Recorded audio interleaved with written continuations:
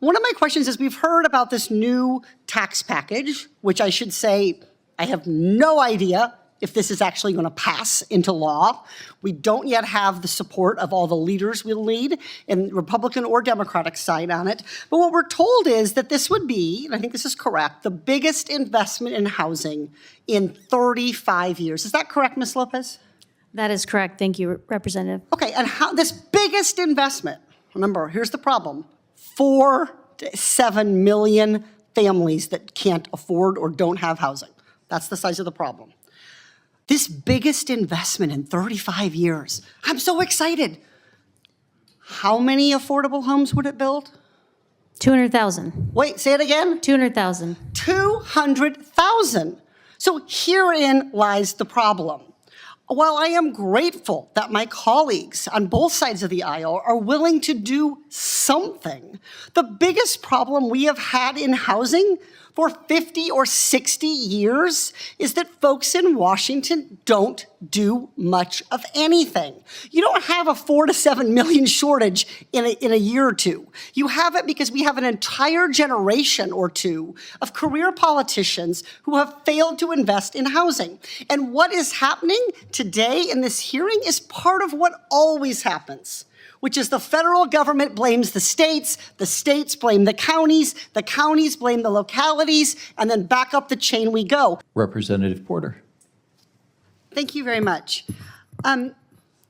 America doesn't have enough affordable housing. I think that's something actually that the witnesses generally agree on, even if we disagree on the solutions. So let me start by just making sure we all understand the scale and the magnitude of the problem. So, Dr. Schutz, about how many homes do we need to solve the affordable housing shortage?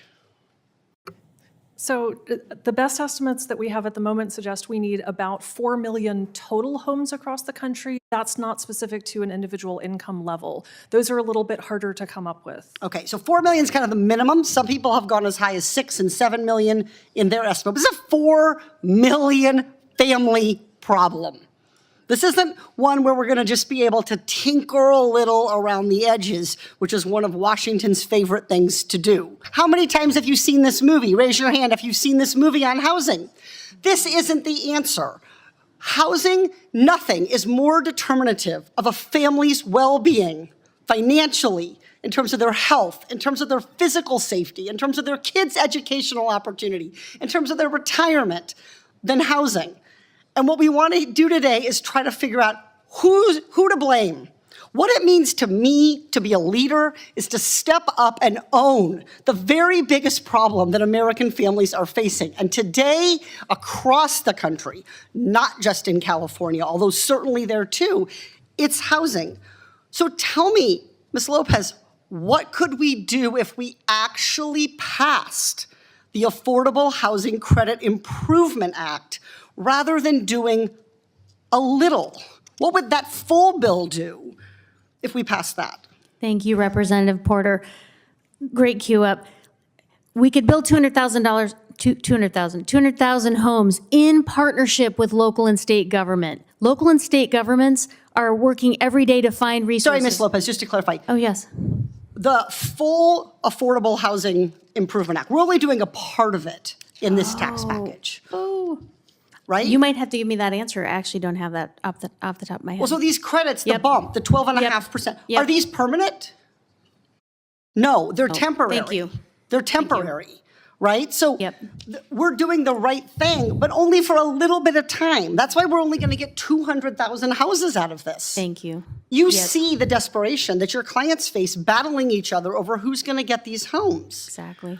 It took us 2 generations of failure of investment to get to this situation. We're not going to get out of it with 200,000 homes. And by the way, we're not going to get out of it with only federal government action. It is going to take states. It is going to take counties. But they need to be all in engaging here, not tinkering at the margins. So look, for people at home, I think it is so often the case in Washington that we can say, well, this is Republicans' fault. My Democratic colleagues do this. Democrats blame Republicans. The Affordable Housing Credit Improvement Act, the full bill, Do you know how many Democrats and Republicans sponsor that in the House by chance? I don't, but I know it's the most popular bill, and that's enough for me. I have the exact numbers for you. Thank you. Thank you. 104 Democratic co-sponsors.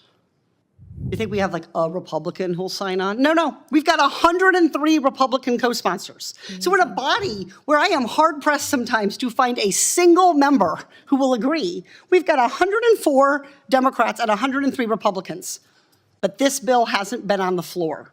We haven't voted on it. In my 5 years in Congress, we have taken 2,686 votes, not one of them, to pass the most effective federal policy we have on housing. I yield back.